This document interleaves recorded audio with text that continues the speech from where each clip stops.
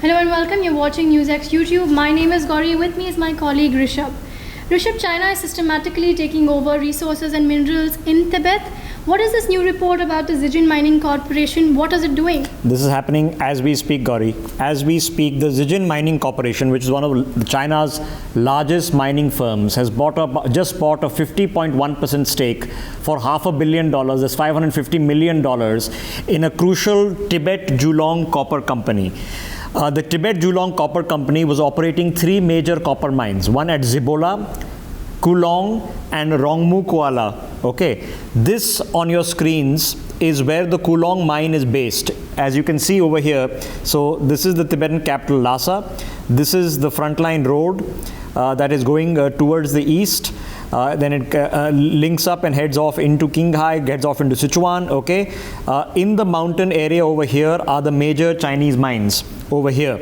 So this is the Kulong mine, and the Zibula and the Rongmu Kuala mines are also right here. These are copper mines. They have 8 million tons of copper reserves in these mines, for which they have procured immediate licenses to start mining in 2, and they're working on the 3rd license. Now, this particular Zijin Mining Corporation, one of its partners, has been banned by the Papua New Guinea government because they were illegally exporting gold and silver out of the country.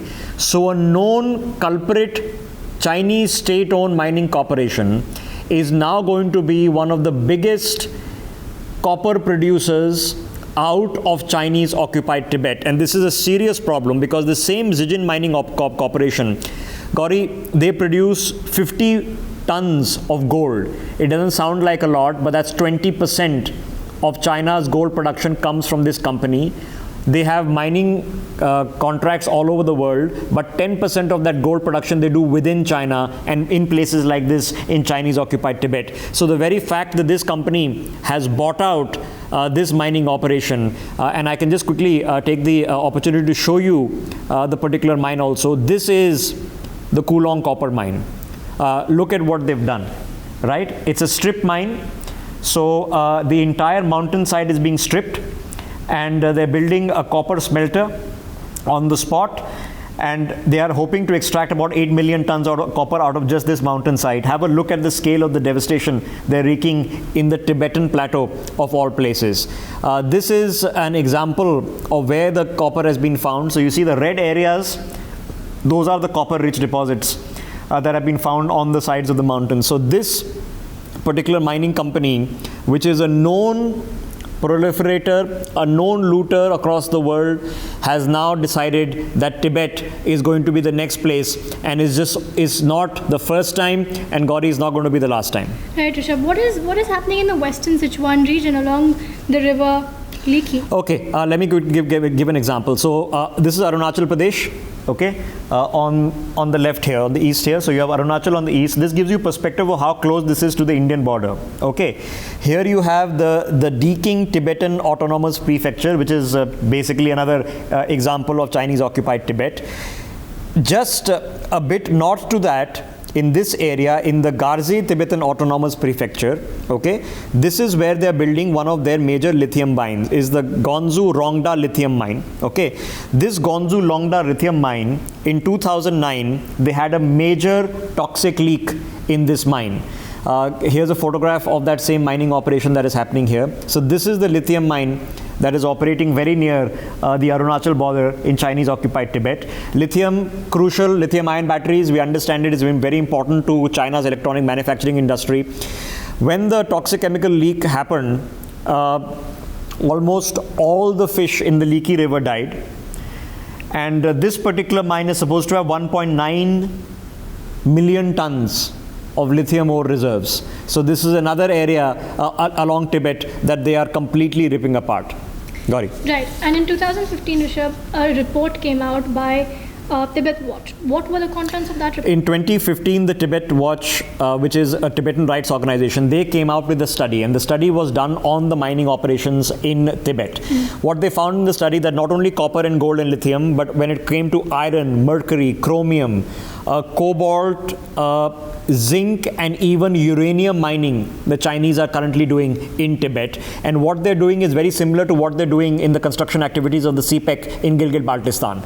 They bring in all the heavy machinery, they do the strip mining, and they hire all Han Chinese. They do not hire any locals. So not only do you ruin the ecology, but you also ensure that all the money train stays with mainland proper China. The salaries, the equipment, you're basically digging up everything out of Tibet, pulling it out, using the money to further increase the infrastructure to further subjugate Tibet. Gauri. Right. And a couple of years ago, Rishabh, there were Tibetans who were protesting and were arrested because there was mining happening on a sacred mountain. Okay, this is Zingliada. Okay, forgive my pronunciation. Let me just show you where that is in a map representation. Okay, so once again, Lhasa is down to the south here. Okay, in the Naku, this is Naku. In this prefecture that is next to it, that is marked in the red line here, the Chinese have begun a zinc mining operation. They began it about 10 years ago. Now the problem here is specifically that this zinc mining operation is happening on something called the Nagla Zamba mountain. The Nagla Zamba mountain is a sacred mountain to Buddhist Tibetans, and they have completely stripped that area. Let me just show you what happened to that particular mountain. Here is a photograph of the protests that happened at that mountainside. More than 5,000 Tibetans gathered there. Here's another photograph of the protests at that particular site. This protest happened in August of 2013. Okay, they wanted to know why the Chinese are going in, and this was the response of the Chinese. They sent in all the police. 31 of these protesters, including the local village head, were arrested. And you can see in the background there, these are the mountains that they're completely strip mining. Now imagine, this is to the Tibetans what Mount Kailash would be to us. Now we do the Kailash Mansarovar Yatra, you go to Mount Kailash. Now imagine tomorrow the Chinese set up a mine on Mount Kailash and they completely start stripping it bare. How will that affect sentiment? So when it comes to religious sentiments, environmental sentiments, political sentiments, they moved in, Gauri, at a level that we can only scarcely begin to imagine. What is happening in Golok, Rishabh, where the Chinese have been mining for several years now? Okay, this is an example. Okay, let me just put that into context. This is Golok. So again, this is the Arunachal border. Okay, you have Lhasa here, and this area over here is the Golok Tibetan Autonomous Prefecture. It's very near Chengdu.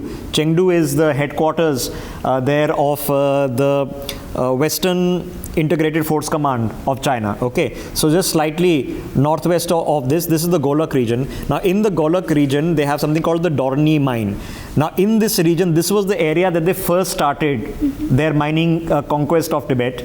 12,000 Chinese miners have been operating in this region since 1995, stripping away. Now this was initially not an industrial operation, it's become an industrial operation. These were guys who were operating at a local level, but they were going into Tibetan territory in 1995, and they began these strip mining operations way back then. Right next to this, Gauri, is something called the Dokok forest and the Makok forest. What the Chinese have basically done is they've appointed their own forest officers. These forest officers have then issued licenses. The license fees are paid directly to the Chinese government in Beijing for stripping the forest reserve. So first they come out and they completely strip the trees. Okay, they take the timber, profit from the timber. After they've profit from the timber, then the place is fallow. Once the place is fallow, they begin their strip mining operations, and this is going on again at a scale that we can only sort of begin to comprehend, Gauri. Let me just put that into quick perspective for our viewers.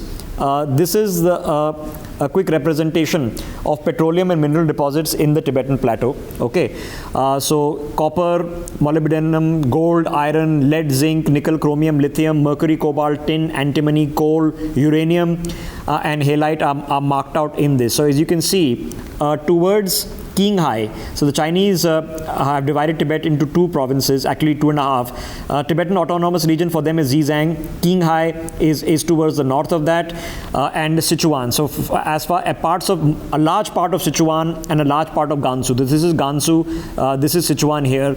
For the Tibetans, this is part of the original Tibetan Plateau. So as you can see, over here, way to the north, these are to the north of Qinghai. This is where they found oil deposits. So the oil deposits have been found here.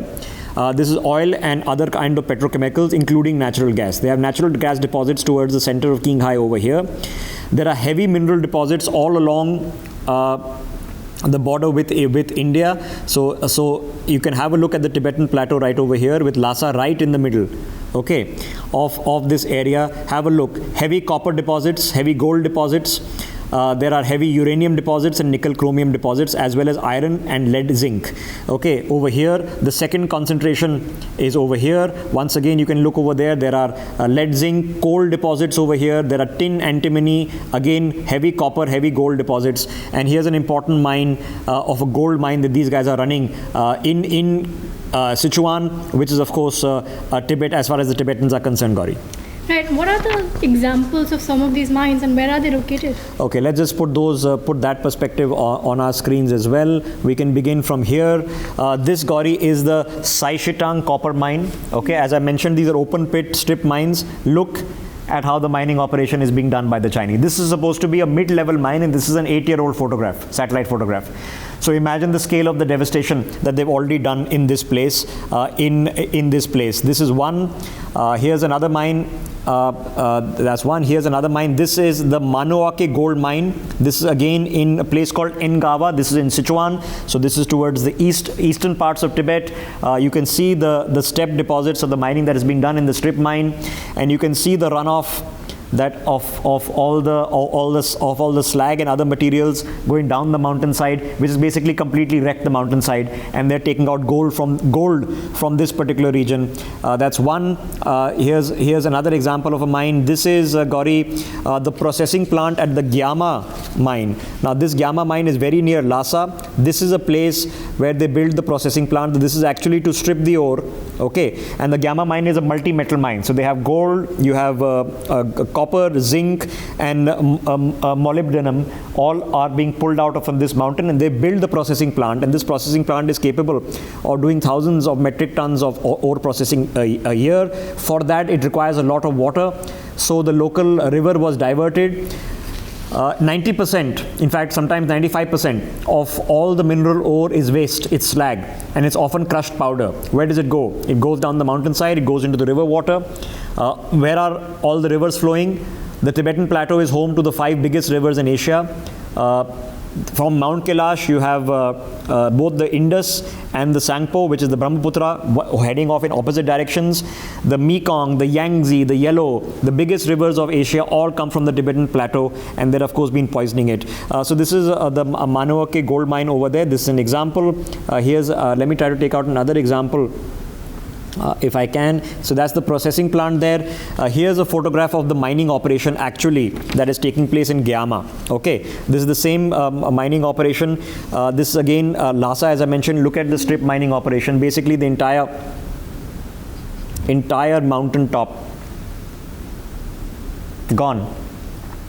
And this is again this satellite photograph, which has been compiled by the Tibetans themselves, is a few years old. So you can imagine how much devastation that they've done here. Here's another photograph. Let me put up on our screens of the particular mine in Gyama. Now remember, there was a entire area that collapsed in this region, which I want to also show to our viewers. So this mining area over here, you can see very clearly how badly this has been affected. There's another photograph here. So you can see again the amount of sludge that is coming out from this mine and the scale of the area. You're talking about hundreds and hundreds and thousands of hectares which has been completely ruined. Have a look at the scale of the roadway construction that has been done here. The scale of their construction in terms of processing the mine, the mining ponds and pits that they've built over here. Again, roadway construction over here.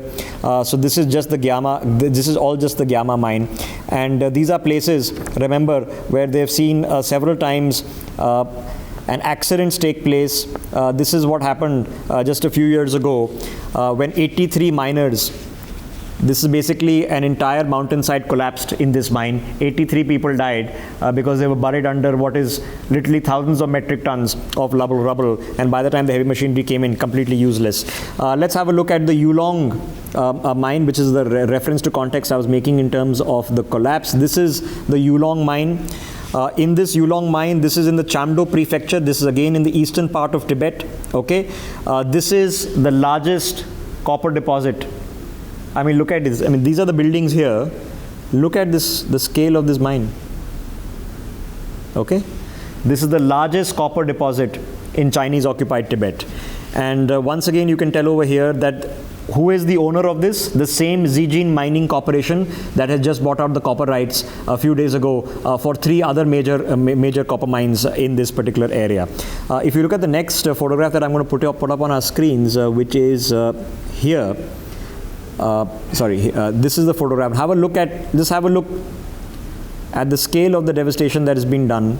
Okay, the construction they have done. So basically this entire green forest cover right in the middle, they've stripped it. Again, this photograph is a few years old, so you can imagine all of this has been completely stripped and completely demolished over there. Now these guys have basically been using the copper that they produce here is basically used for the construction of power cables.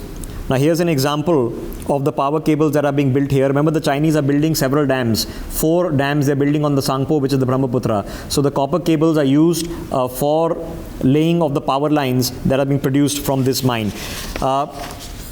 Here's another photo. This is the photograph of the mountaintop of Yulong. Okay, let me just show you another mine that the Chinese are putting together. This Gauri is something called the Tanjianshan gold mine. Okay, this is in the northwest of Qinghai. Okay, this is incidentally owned by a Canadian firm which has invested in this mine, but once again operating out of Chinese occupied Tibet. Here's another photograph. This is of the Tanjianshan gold mine. Have a look at this water structure that they've built, showing you clearly the poisoned water. Remember, you're dealing with lead, you're dealing with mercury, you're dealing with antimony, and you're dealing with, in terms of gold processing, you have to deal with arsenic. These are basically, it's all poison. And this is where the poison is going. And this poison is being basically stored in Tibet, which is the home of all the principal rivers of Asia. Here's another photograph. This is the Muli coal mine. This is once again on the Tibetan Plateau. This is one of the largest coal mines. You completely see all black. Okay, from the coal pits over there, and the scale of the construction activity that's happened. They're complaining about one road that we are trying to build near Dollar Bay Goldie. Look at the scale of the construction activity that the Chinese are doing, and this is just the mines, not even the dams.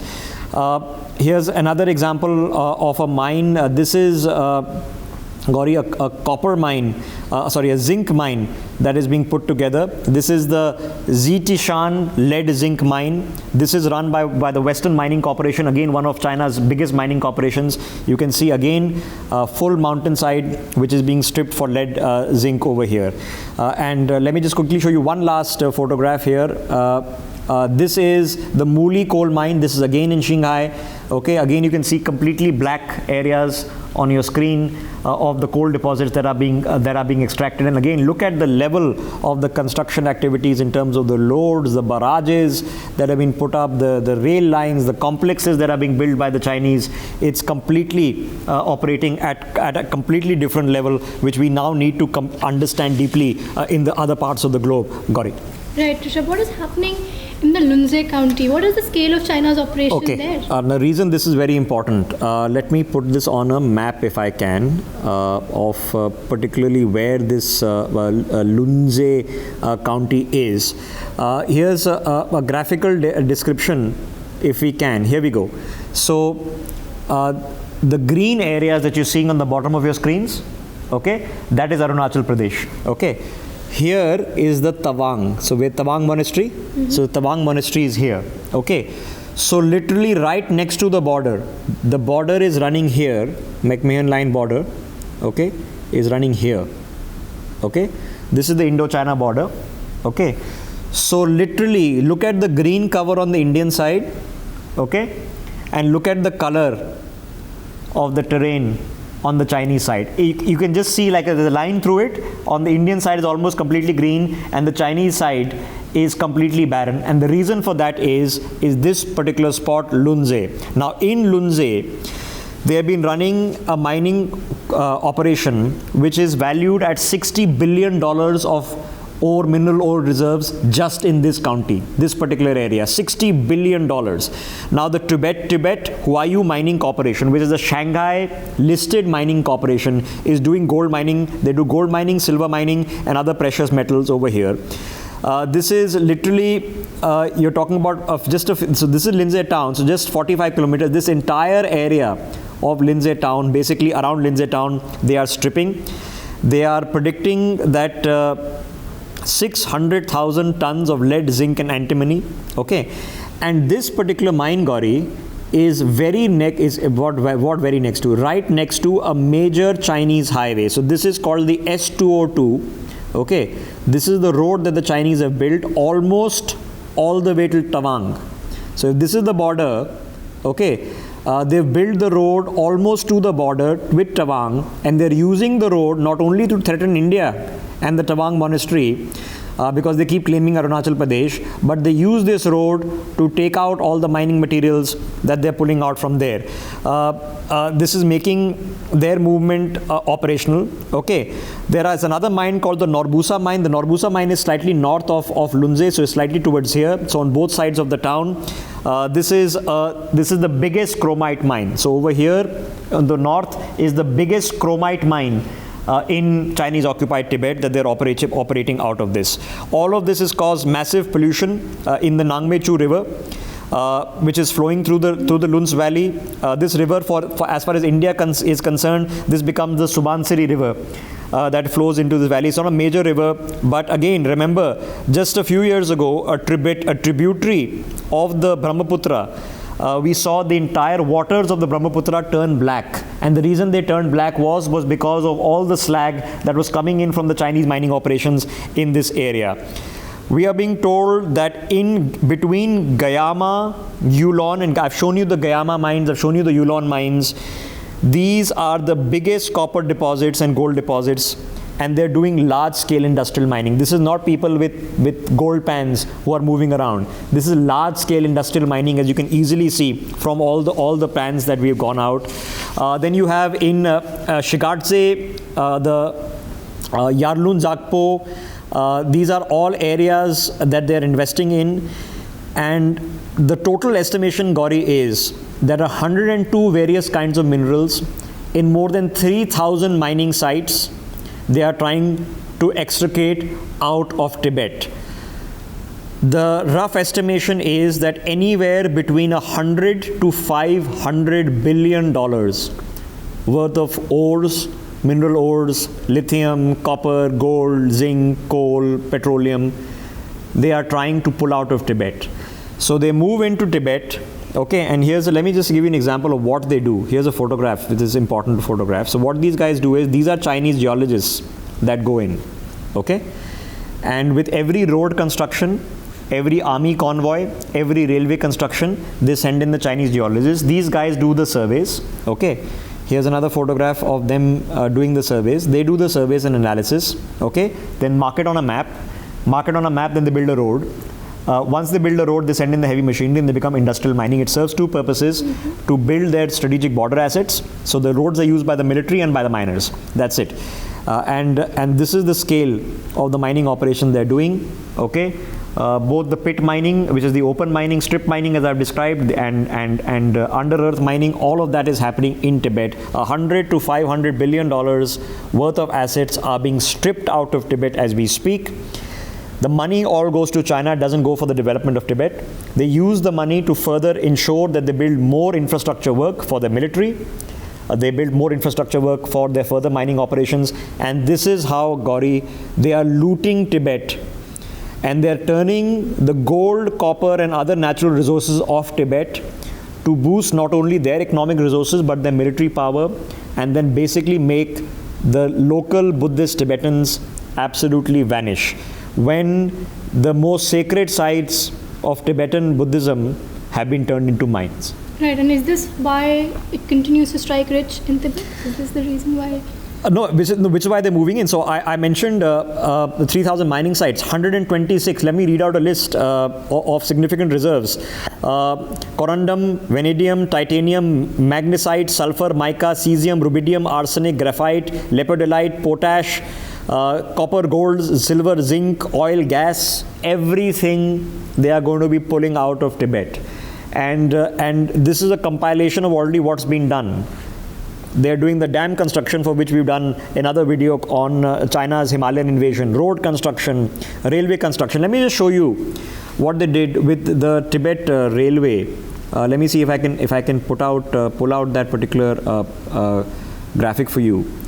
when they were doing the surveying for the Tibet railway, okay, and if I can pull out a map of the Tibetan railway, I'm sure I had it somewhere.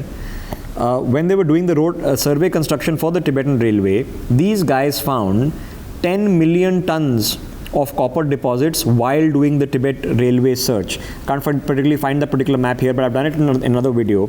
So the Tibetan railway, I'll use this map of Tibet to point out. So the Tibetan railway is running from Lhasa. So Lhasa is in the center here, okay. So it's running from Lhasa, and the Tibetan railway running into Qinghai. In that entire area, and in the middle you see the blue lines. So the blue lines are the you have the Sangpo. There you have the Indus River. Okay, the Sangpo has become the Brahmaputra at that hairpin curve that goes into India. Okay, north of that you have at the very top of Qinghai you are having the Yellow River. South of that you have you have the Yangtze, and then you have the Mekong. The Mekong is the one that's going down towards the south. It then goes into Laos, Cambodia, Vietnam, Thailand. Okay, while they were building the railway line, they did estimates of 10 million tons of copper deposits. So while building the line, doing the prospecting, while they're doing the prospecting, they build the railway, they get in the heavy machinery, build offshoots of roads from the railway and begin this. Basically, the plan is to strip Tibet. The same thing, they do it, they make the raw material, it feeds China. Then tomorrow you end up building this new Silk Road. This new Silk Road is going to be what? It's going to be for these raw materials. So what China can't consume, you take them to Kashgar. From Kashgar, you send them down into the CPEC, and you send them to Gwadar. From Gwadar, you start sending them to other parts of the world. Otherwise, you build rail lines and roadway lines from Kashgar getting into Central Asia to Russia. And this is the basic exploitation. And the Tibetan Free Tibet region, which incorporates 2.5 of the Chinese existing provinces, including the autonomous region. This is what they're doing to completely strip it and loot it. And this is just Tibet. Similar things are going on in Xinjiang and other places. Well, thanks, Rishabh, for that. That was really informative. And thanks for watching this video. For more such videos, subscribe to NewsX YouTube. For more such videos, subscribe to the NewsX YouTube channel, hit the bell icon.